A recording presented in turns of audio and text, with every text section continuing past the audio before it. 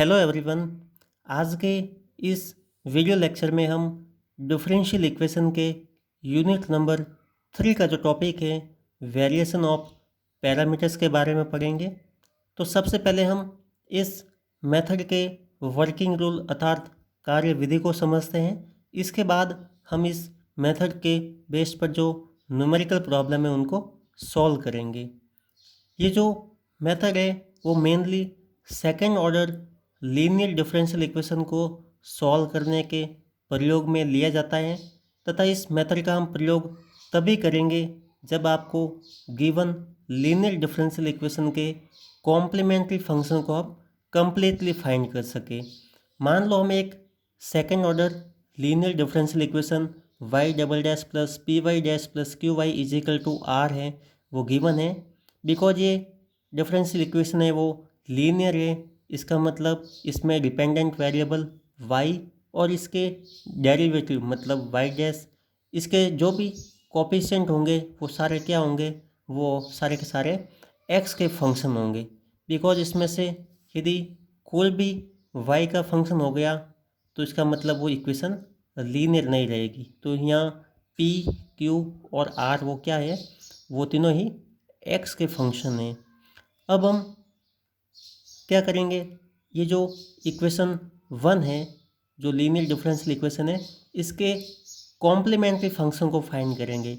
और हम जानते हैं कि हम इस डिफरेंशियल इक्वेशन के कॉम्प्लीमेंट्री फंक्शन को हम तभी फाइंड कर पाएंगे जब इस स्थिति में जो राइट हैंड साइड में जो ये फंक्शन है इसको हम क्या करेंगे, जीरो के इक्वल पुट करेंगे। तो आपको जो गिवन डिफरेंशियल इक्वेशन दी गई है वो किस फॉर्म में रिड्यूस हो जाएगी, वो इस स्थिति में y double s plus p y dash plus q y is equal to zero के फॉर्म में रिड्यूस हो जाएगी। और इस डिफरेंशियल इक्वेशन का हम क्या कर सकते हैं, कॉम्प्लीमेंट्री फंक्शन इजीली फाइंड कर सकते हैं। ठीक है, तो मान लो हमने जब इस डिफरेंशियल इक्वेशन को सॉल्व की तो हमें जो कॉम्प्लीमेंट्री फंक्शन मिला वो c1y1 प्लस c2y2 मिला। बिकॉज ये जो सॉल्यूशन है वो इस डिफरेंशियल इक्वेशन 1 का कंप्लीट सॉल्यूशन नहीं हो सकता, बिकॉज ये तो इस डिफरेंशियल इक्वेशन का सॉल्यूशन है। तो यदि हम इस कॉम्प्लीमेंट्री फंक्शन की हेल्प से यदि हम इस डिफरेंशियल इक्वेशन 1 का कंप्लीट सॉल्यूशन फाइंड करना चाहे तो हम क्या करेंगे, इस कॉम्प्लीमेंट्री फंक्शन में जो कांस्टेंट है c1 और c2 इसको हम क्या करेंगे, वेरिएबल की तरह मानेंगे। और ये हम इसलिए कर रहे हैं ताकि हम इस कॉम्प्लीमेंट्री फंक्शन की हेल्प से हम क्या कर सकते हैं, इस कंप्लीट डिफरेंशियल इक्वेशन 1 का सॉल्यूशन फाइंड कर सकते हैं। तो मैंने जो c1 है मैंने मान लिया कि इस स्थिति में ये जो u है वो एक्चुअली एक वेरिएबल है, और c2 को भी क्या माना मैंने, वेरिएबल माना, इसको v मान लिया। u और v क्या है, वो भी x के फंक्शन है। ठीक है, तो जब आपके पास ये जो है यदि ये कंप्लीट सॉल्यूशन है इस डिफरेंशियल इक्वेशन 1 का, तो मान लो ये y is equal to u y one plus v y two है। जब आप इस y और इसके जो डेरिवेटिव है इसकी वैल्यू आप इस इक्वेशन 1 में पुट करेंगे तो हमें जो u और जो v की वैल्यू है वो ये मिलेगी। ठीक है, तो यहाँ u की वैल्यू वो क्या मिलेगी, माइनस इंटीग्रेशन y2 क्या है, जो भी हमें कॉम्प्लीमेंट्री फंक्शन गिवन होगा ना उसमें जो फंक्शन गिवन होगा ना y1 y2 उसमें से वो एक फंक्शन है। और r क्या है आपके पास, ये जो इक्वेशन 1 हमें गिवन होगी इसके राइट हैंड साइड का पार्ट है। नीचे जो ब्रैकेट में y1 y2 गिवन है वो एक्चुअली क्या है, ये जो कॉम्प्लीमेंट्री फंक्शन में दो फंक्शन गिवन है ना y1 और y2, इनकी रॉन्स्कियन है। अब ये रॉन्स्कियन होते क्या है एक्चुअली, तो मान लो आपको y1 और y2 दो फंक्शन गिवन है तो इनकी रॉन्स्कियन को हम क्या करेंगे, इस तरह से डिनोट करेंगे, एक डिटरमिनेंट बनाएंगे। फिर जितने भी फंक्शन जैसे मान लो यहाँ y1 y2, तो जैसे यहाँ y1 फंक्शन लिख लिया या y2 लिख लिया। अब क्या करेंगे, ये y1 है हम इसका डेरिवेटिव उसके नीचे लिखेंगे, और ये y2 है तो इसका डेरिवेटिव नीचे लिखेंगे। फिर हम क्या करेंगे, इस डिटरमिनेंट की वैल्यू निकालेंगे। बिकॉज ये 2 क्रॉस 2 की डिटरमिनेंट है तो ऑब्वियसली क्या करेंगे, हम इस एलिमेंट को इसके मल्टीप्लाई माइनस इस एलिमेंट को इससे मल्टीप्लाई करके लिख लेंगे। अब बिकॉज ये जो रॉन्स्कियन है वो तो क्या है, डिनोमिनेटर में नीचे हर में, तो इसका मतलब इसकी वैल्यू 0 नहीं होनी चाहिए। और हम जानते हैं कि दो फंक्शन का जो रॉन्स्कियन है इसकी वैल्यू उसी स्थिति में ज़ीरो नहीं होगी जब क्या हो, ये जो दोनों फंक्शन है y1 और y2 क्या हो जाए, लीनियरली इंडिपेंडेंट हो जाए, मतलब एक फंक्शन है वो दूसरे फंक्शन पर डिपेंड नहीं करे। तो हमेशा ये ध्यान रखना है कि हमें जो कॉम्प्लीमेंट्री फंक्शन में जो दोनों फंक्शन गिवन है इनकी रॉन्स्कियन निकालेंगे तो रॉन्स्कियन की वैल्यू क्या आनी चाहिए, हमेशा नॉन जीरो आनी चाहिए। मीन्स वो जो फंक्शन है वो हमेशा क्या होना चाहिए, लीनियरली इंडिपेंडेंट होने चाहिए। जैसे ही हमें रॉन्स्कियन की वैल्यू मिल जाएगी तो इस स्थिति में हम क्या करेंगे, रॉन्स्कियन की वैल्यू यहाँ पुट कर देंगे। आर की वैल्यू हमें ऑब्वियसली पहले से क्वेश्चन में गिवन है, y2 है वो कॉम्प्लीमेंट्री फंक्शन का पार्ट हमें पहले से गिवन है तो हमें u की वैल्यू मिल जाएगी। इसी तरह हमें जो सेकंड फंक्शन जो v एज्यूम किया था v की वैल्यू भी क्या मिल जाएगी, हमें मिल जाएगी, क्योंकि यहाँ रॉन्स्कियन की वैल्यू ऑलरेडी हमने फाइंड कर रखी है, r की वैल्यू क्वेश्चन में गिवन है, और जो y1 है वो कॉम्प्लीमेंट्री फंक्शन का ये फर्स्ट फंक्शन है। ठीक है, तो आप यहाँ से u और v की वैल्यू हम फाइंड कर सकते हैं, और जैसे ही हमें u और v की वैल्यू मिल जाएगी तो इस स्थिति में हमें क्या मिल जाएगा, पर्टिकुलर इंटीग्रल मिल जाएगा। और यदि हमें किसी भी डिफरेंशियल इक्वेशन का कंप्लीट सॉल्यूशन निकालना है तो हम जानते हैं कैसे निकालेंगे। कंप्लीट सॉल्यूशन वो किसके इक्वल होता है, complementary function plus particular integral. Complementary function हम ऑलरेडी पहले से ही फाइंड कर चुके हैं और पर्टिकुलर इंटीग्रल भी हम फाइंड कर चुके हैं, तो हम इन दोनों की वैल्यू यहाँ पुट करेंगे तो हमें किसकी वैल्यू मिल जाएगी, इस second order linear differential equation के कंप्लीट सॉल्यूशन की वैल्यू मिल जाएगी। अब हम इस मेथड के बेस पर, ये तो इसकी वर्किंग रूल हो गया कि हम क्वेश्चन को कैसे सॉल्व करेंगे। अब हम इस पर बेस्ड एक न्यूमेरिकल क्वेश्चन लेते हैं और उसको सॉल्व करते हैं। मान लो हमें एक second order linear differential equation given है y double dash plus y is equal to sec x, और हमें इस लीनियर डिफरेंशियल इक्वेशन को किस मेथड की हेल्प से सॉल्व करना है, वेरिएशन ऑफ पैरामीटर्स, इस मेथड की हेल्प से हमें सॉल्व करना है। तो हम जानते हैं कि वेरिएशन ऑफ पैरामीटर मेथड है वो हम तभी प्रयोग में लेंगे जब आपके पास ये जो given second order linear differential equation है इसके कॉम्प्लीमेंट्री फंक्शन को हम क्या कर सकते हैं, कंप्लीटली फाइंड कर सकते हैं, अर्थात कॉम्प्लीमेंट्री फंक्शन को हम संपूर्ण रूप से ज्ञात कर सकते हैं। अब हम जानते हैं कि कॉम्प्लीमेंट्री फंक्शन हम कैसे फाइंड करेंगे, तो जो भी डिफरेंशियल इक्वेशन गिवन होगी इसके जो राइट हैंड साइड के पार्ट है इसको हम जीरो के इक्वल पुट करेंगे तो हमें इक्वेशन क्या मिलेगी, y double dash plus y is equal to zero. अब हम इसके कॉम्प्लीमेंट्री फंक्शन फाइंड करने के लिए क्या करेंगे, सबसे पहले हम इसकी ऑक्सिलरी इक्वेशन लिखेंगे। तो ऑक्सिलरी इक्वेशन में क्या करेंगे, वाई डबल डैश मतलब d two y plus y, तो डी की जगह हम क्या करेंगे, एम से रिप्लेस करेंगे। तो ये आपके पास क्या हो जाएगी, इस कॉम्प्लीमेंट्री जो फंक्शन था, सॉरी ये जो आपके पास डिफरेंशियल इक्वेशन थी y double dash plus y, इसकी ऑक्सिलरी इक्वेशन हो जाएगी m square plus one is equal to zero. अब यहाँ से इस ऑक्सिलरी इक्वेशन के आप रूट्स फाइंड करोगे तो रूट्स क्या मिलेंगे, प्लस माइनस आयोटा मिलेंगे, मतलब इमेजनरी मिलेगा। तो हम जानते हैं कि इस स्थिति में यदि रूट्स इमेजनरी है तो कॉम्प्लीमेंट्री फंक्शन क्या होता है, ई की power alpha into x, because यदि आप इस एम को आप एल्फा प्लस आयोटा बीटा के टर्म्स में लिखेंगे तो हमेशा एल्फा मतलब रियल पार्ट तो जीरो हो जाएगा, तो ई की पावर एल्फा इंटू एक्स मतलब ई की power zero into x one हो जाएगा। फिर ब्रैकेट में C1 cos of beta x plus C2 sine of beta x, तो बीटा की वैल्यू क्या है, बिकॉज जैसे आप आयोटा है इस आयोटा का आप एल्फा प्लस आयोटा बीटा के टर्म्स में लिखते हो तो एल्फा तो जीरो और बीटा की वैल्यू वन हो जाएगी। तो यहाँ हमारे पास कॉम्प्लीमेंट्री फंक्शन क्या हो जाएगा, C1 cos x plus C2 sine x. तो हमने क्या किया, इस डिफरेंशियल इक्वेशन है इसके होमोजीनियस पार्ट मतलब राइट हैंड साइड के टर्म्स को जीरो के इक्वल माना, और फिर हमारे पास जो इक्वेशन मिली हमने इसकी हेल्प से कॉम्प्लीमेंट्री फंक्शन फाइंड किया। तो हमें कॉम्प्लीमेंट्री फंक्शन है वो कम्प्लीटली मिल गया, मतलब पूरा पूरा कॉम्प्लीमेंट्री फंक्शन मिल गया। तो हम क्या कर सकते हैं, variation of method, variation of parameter method हम अप्लाई कर सकते हैं।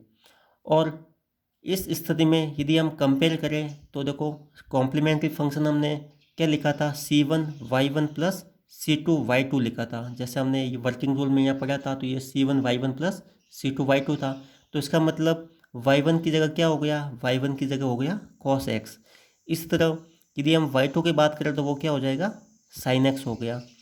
और हम जानते हैं कि ये दोनों फंक्शन है ना वो क्या होने चाहिए, लीनियरली इंडिपेंडेंट होना चाहिए। लीनियरली इंडिपेंडेंट का मतलब है इन दोनों फंक्शन की यदि हम रॉन्स्कियन की वैल्यू फाइंड करें तो हमेशा क्या आनी चाहिए, नॉन जीरो आनी चाहिए। अब हम जानते हैं कि दो फंक्शन जो y1 है, y1 कोमा y2 है, इनके रॉन्स्कियन को कैसे फाइंड करेंगे। तो ऊपर फंक्शन y1 कोमा y2 लिख लेंगे और नीचे क्या करेंगे, उन्हीं फंक्शन का डेरिवेटिव निकालेंगे। y1 डैश और y2 का डेरिवेटिव क्या हो जाएगा, y2 डैश। बिकॉज हमें y1 की वैल्यू कितनी गिवन थी, cos x फंक्शन मिला था और y2 की जगह sin x मिला था। तो cos का डेरिवेटिव क्या हो जाएगा, माइनस साइन एक्स, और साइन का डिफ्रेंशिएशन cos x हो जाएगा। जब हम इस डिटरमिनेंट की वैल्यू निकालेंगे तो क्या हो जाएगा, इस टर्म को इससे मल्टीप्लाई cos स्क्वायर एक्स, फिर इसको इससे मल्टीप्लाई करके माइनस करेंगे तो माइनस माइनस प्लस हो जाएगा। तो cos square x plus sine square x, और उसकी वैल्यू कितनी आ जाएगी, 1 है। तो ऑब्वियसली ये तो क्या आ गई, नॉट इक्वल टू जीरो आ गई, नॉन जीरो है। तो इसका मतलब y1 और जो y2 दोनों फंक्शन है वो क्या है, एक्चुअली लीनियरली इंडिपेंडेंट है। क्योंकि जब भी रॉन्स्कियन नॉन जीरो आएगी तो इसका मतलब फंक्शन कैसे होंगे, लीनियरली इंडिपेंडेंट। फिर जो राइट हैंड साइड के जो पार्ट है उसमें आर की वैल्यू क्या गिवन थी, हमें equation y double dash plus y is equal to sec x given थी। इसका मतलब आर की वैल्यू हमें कितनी गिवन है, सेक एक्स गिवन है। अब हम क्या करेंगे, जो कॉम्प्लीमेंट्री फंक्शन था उसकी हेल्प से हम क्या करेंगे, कंप्लीट सॉल्यूशन फाइंड करेंगे। तो कंप्लीट सॉल्यूशन में हम क्या कर रहे थे, जो कॉम्प्लीमेंट्री फंक्शन सी में जो C1 और C2 था उसको हमने u और v से रिप्लेस किया था।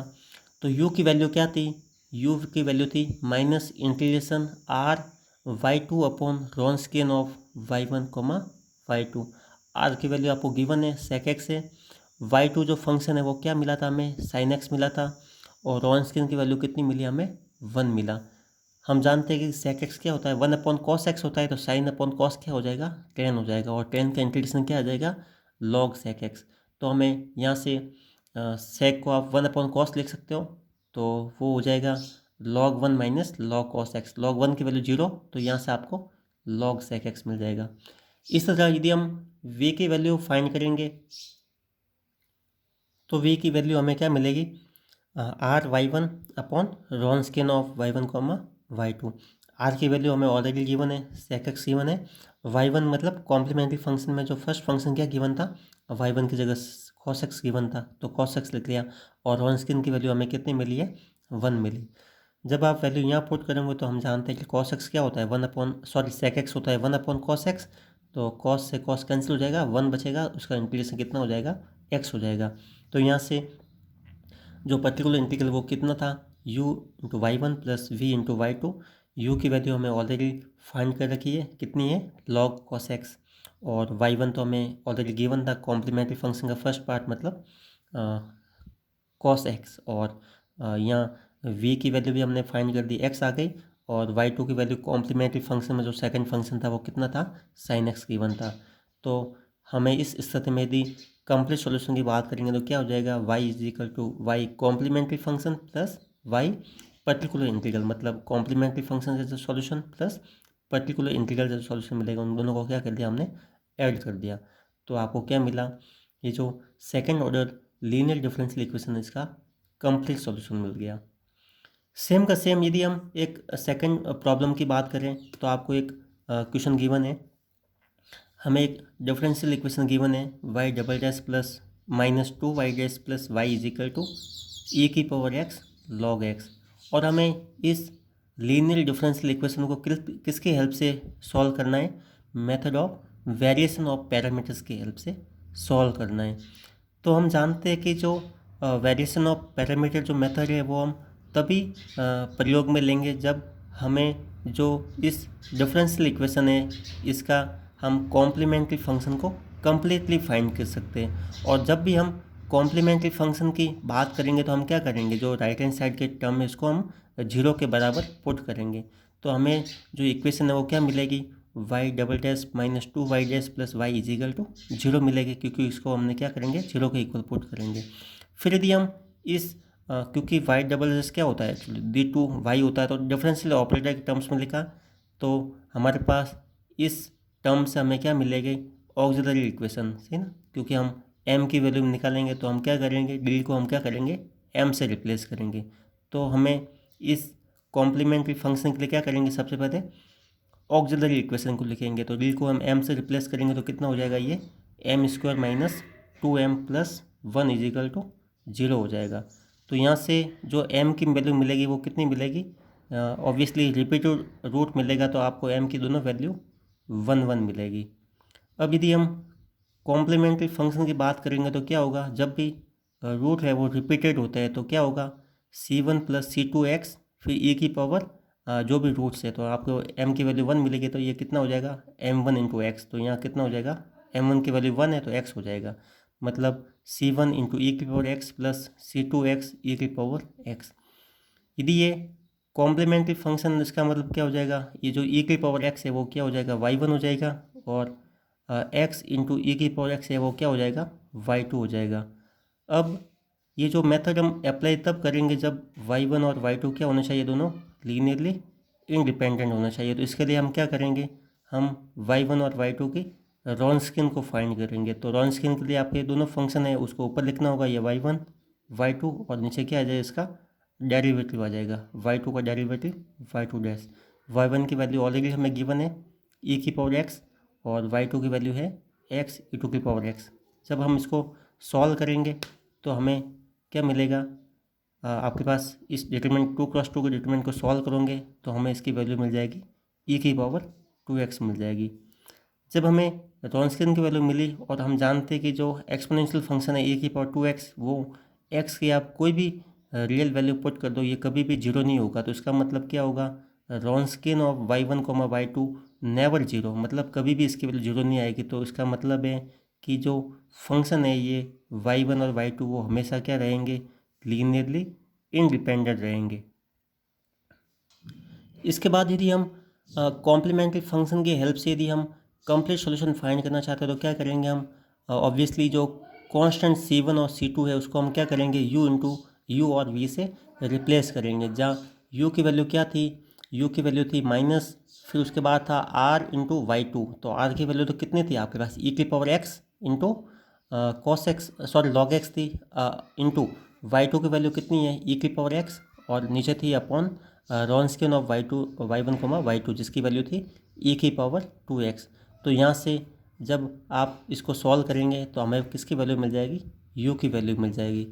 इसी तरह जब आप v की वैल्यू फाइंड करेंगे तो v की वैल्यू क्या हो जाएगी, इंटीग्रेशन y1 इंटू आर और upon Wronskian of y1 y2। y1 की वैल्यू आपको पता है e की पावर x गिवन है, आर की वैल्यू कितनी गिवन है, क्वेश्चन में e की power x log x given है, अपॉन नीचे रॉन्स्किन की वैल्यू हमने फाइंड की e की पावर 2x आ गई थी। यहाँ से ये दोनों कैंसिल हो जाएगा, log x बचेगा, इसका इंटीग्रेशन करोगे तो आपके पास किसकी वैल्यू आ जाएगी, v की वैल्यू आ जाएगी। तो पर्टिकुलर इंटीग्रल किसके इक्वल था, पर्टिकुलर इंटीग्रल था, यहाँ था u इंटू y1। तो u की वैल्यू हमने ये फाइंड कर दी और y1 की वैल्यू e की पावर x थी, प्लस v की वैल्यू हमने ये फाइंड कर दी और y2 की वैल्यू x e टू की पावर x थी। तो हमें कॉम्प्लीमेंट्री फंक्शन भी मिल गया, पर्टिकुलर इंटीग्रल भी मिल गया, दोनों को आप ऐड करोगे तो किसकी वैल्यू आ जाएगी, इस second order linear differential equation है उसके कंप्लीट सॉल्यूशन की वैल्यू आ जाएगी। इसी तरह एक लास्ट जो न्यूमेरिकल जो प्रॉब्लम है, आपको क्या करना है, एक second order linear differential equation given है और इस क्वेश्चन को आपको वेरिएशन ऑफ पैरामीटर की हेल्प से आपको प्रूव करना है, सॉरी सॉल्व करना है। तो सबसे पहले क्या करेंगे, आपको जो second order linear differential equation given है इसके राइट हैंड साइड को आप जीरो के इक्वल पुट करके हम क्या करेंगे, इसके कॉम्प्लीमेंट्री फंक्शन को फाइंड करेंगे। तो यदि हम इस राइट हैंड साइड की पार्ट को जीरो के इक्वल पुट करते हैं तो हमारे पास ये मिलेगा d2 plus 4 bracket y is equal to 0। और हम जानते हैं कि कॉम्प्लीमेंट्री फंक्शन हम तभी फाइंड करेंगे जब सबसे पहले हम क्या करेंगे, इसकी ऑक्सिलरी इक्वेशन को लिखेंगे। और ऑक्सिलरी इक्वेशन लिखने का क्या तरीका है, हमें जो डी है डी को क्या करेंगे, एम से रिप्लेस करेंगे। तो यहाँ हो जाएगा m square plus 4 is equal to 0। यहाँ से इसके जो रूट्स मिलेंगे वो क्या मिलेंगे, प्लस माइनस 2 आयोटा। तो इसका मतलब कॉम्प्लीमेंट्री फंक्शन क्या हो जाएंगे, जब भी रूट आपके पास कॉन्जुगेट में हो, कॉम्प्लेक्स और कॉन्जुगेट में हो, तो जैसे ये रूट मान लो 2 आयोटा है तो 2 आयोटा क्या लिख सकते हो, 0 प्लस 2 आयोटा, क्योंकि रियल पार्ट तो 0 और इमेजनरी पार्ट कितना है 2 आयोटा। तो ई की पावर अल्फा इंटू एक्स, तो अल्फा की वैल्यू 0 हो जाएगी, प्लस बीटा की वैल्यू 2 है तो ई की पावर अल्फा एक्स ब्रैकेट में C1 कॉस बीटा, और बीटा की वैल्यू 2 है plus C2 sign beta x. तो यहाँ से ये y1 की वैल्यू cos 2x, y2 की वैल्यू sin 2x हो गई। फिर हम क्या करेंगे, बिकॉज ये जो दोनों फंक्शन है वो लीनियरली इंडिपेंडेंट होना चाहिए, तो इसका मतलब इन दोनों फंक्शन की लॉन्सकिन की वैल्यू है वो नॉट इक्वल टू 0 आनी चाहिए। तो यहाँ y1 y2 और y1 का डेरिवेटिव y2 का डेरिवेटिव, बिकॉज हमें y1 और y2 गिवन है, तो यहाँ से आप इस कॉस का डेरिवेटिव करोगे तो ये आ जाएगा, साइन का डेरिवेटिव करोगे तो ये 2 × 2 की मैट्रिक्स से इनको सॉल्व करोगे, इसका गुना इसके साथ, इसका गुना इसके साथ, तो 2 तो कॉमन आ जाएगा, cos square 2x plus sine square 2x की वैल्यू 1 हो जाएगी, तो यहाँ कितना आ जाएगा 2 हो जाएगा, जो कि नॉट इक्वल टू 0 है। इसका मतलब रॉन्सकिन की वैल्यू नॉट इक्वल टू 0, तो इसका मतलब जो हमें फंक्शन ये y1 और y2 गिवन है वो क्या है, लीनियरली इंडिपेंडेंट है। फिर हम कॉम्प्लीमेंट्री फंक्शन की हेल्प से क्या करेंगे, पूरा पर्टिकुलर जो कंप्लीट सॉल्यूशन है वो फाइंड करेंगे। तो इसमें जो कांस्टेंट C1 और C2 है इसको किससे रिप्लेस करेंगे, u और v से रिप्लेस करेंगे, और u की वैल्यू क्या है -y2r upon रॉन्सकिन of y1 y2। तो y2 की वैल्यू देखो, y2 की वैल्यू आपको गिवन है sin 2x अपॉन r की वैल्यू आपको गिवन है क्वेश्चन में राइट हैंड साइड में, ये दो यदि कंपेयर करेंगे तो ये r हो जाएगा, tan 2x अपॉन रॉन्सकिन की वैल्यू 2 है, ठीक है। तो जब आप इसको इंटीग्रेट करोगे तो हमारे पास किसकी वैल्यू आ जाएगी, u की वैल्यू आ जाएगी। इसी तरह जब हम v की वैल्यू फाइंड करेंगे तो v की वैल्यू क्या होती है, integration y1r upon रॉन्सकिन of y1 y2।